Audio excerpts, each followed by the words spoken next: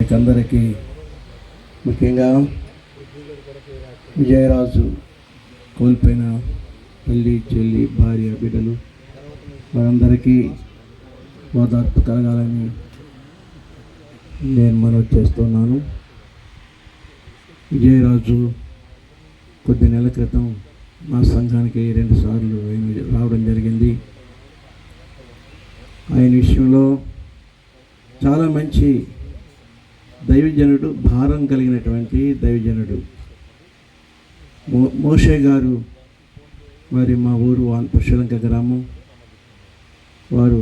మేము ఆ ఊరు వెళ్ళేటప్పటికీ వీళ్ళిద్దరు కూడా తన చెల్లి, తాను చిన్న పిల్లలు ఎత్తుకుని చర్చికి మురమలు వెళ్ళేది.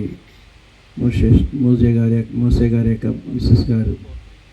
అప్పటి నుంచి వాళ్ళు చాలా బాగా మాకు తెలుసు. దేవుడు మరి మోషే గారిని మురమల్ల బాయిలర్ మిల్లో యాక్సిడెంట్లో ఉండి దేవుడు తప్పించి, ఒకరు చనిపోయారు, ఈయన చనిపోవాలి. ఆ యాక్సిడెంట్లో ఉండి దేవుడు అతన్ని పట్టుకొని తప్పించి మరి ప్రభువును నమ్ముకొని బాప్తిసం పొందినటువంటి దినాల్లో నేను ఆయన కలుసుకొని, నువ్వు ఇక్కడ ఉండడం కాదు, నువ్వు దేవుని సేవ చేయాలి అని నేను ప్రోత్సహించాను. నాకు వాక్యం తెలియదు, బైబిల్ నాకు తెలియదు, నేను ఈ పని చేయలేనన్నాడు ఆయన.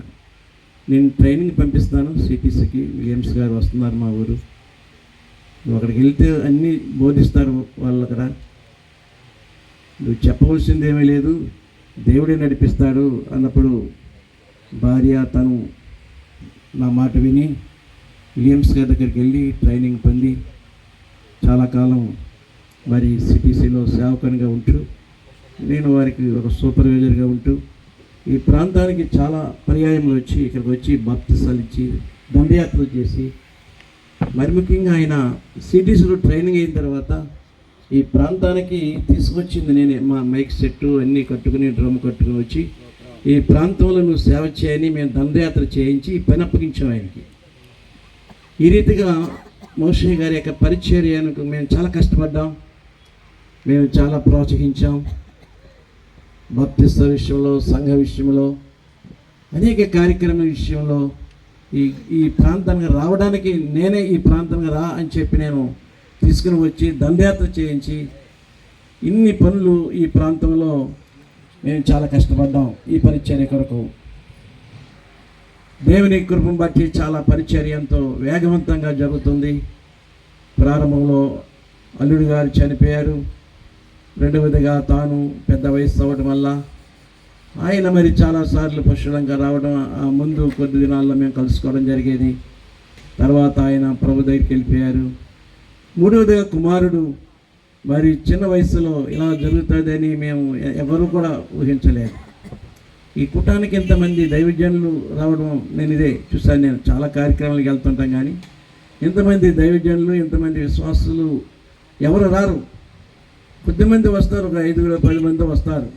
ఇక్కడ ఇంతమంది మనం అందరం వచ్చామంటే ఆయన ఉన్నటువంటి ఆత్మీయత, పరిశుద్ధాత్మ, ఆయన నడిపింపు విధానం, దేవుని కొరకు ఆయన తన సమయాన్ని అంతా ఇచ్చారు. ఆయన తన పని తుదముట్టించుకుని ఆయన వెళ్ళిపోయారు. ఈ పరిచర్య అనేటువంటిది మరిది మీ భుజస్కంధాల మీద ఆధారపడి ఉంది.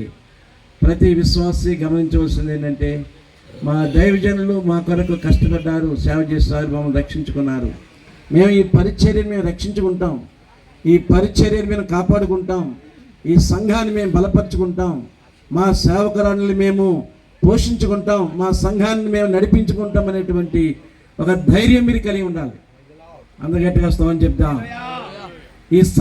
ఈ సంఘాలకి ఎవరు అన్యాయం చేయకూడదు, ద్రోహం చేయకూడదు. సుమా ఇక్కడున్న దైవజనులు కానీ, ఇక్కడున్న విశ్వాసులు కానీ ఎవరు ఈ పనిని పాడు చేయకూడదు, ఉత్తరవాదులు అవుతారు. ఇది చాలా భారమైన పని, కన్నీటితో వేదనతో మేము చెప్తూ ఉన్నాం.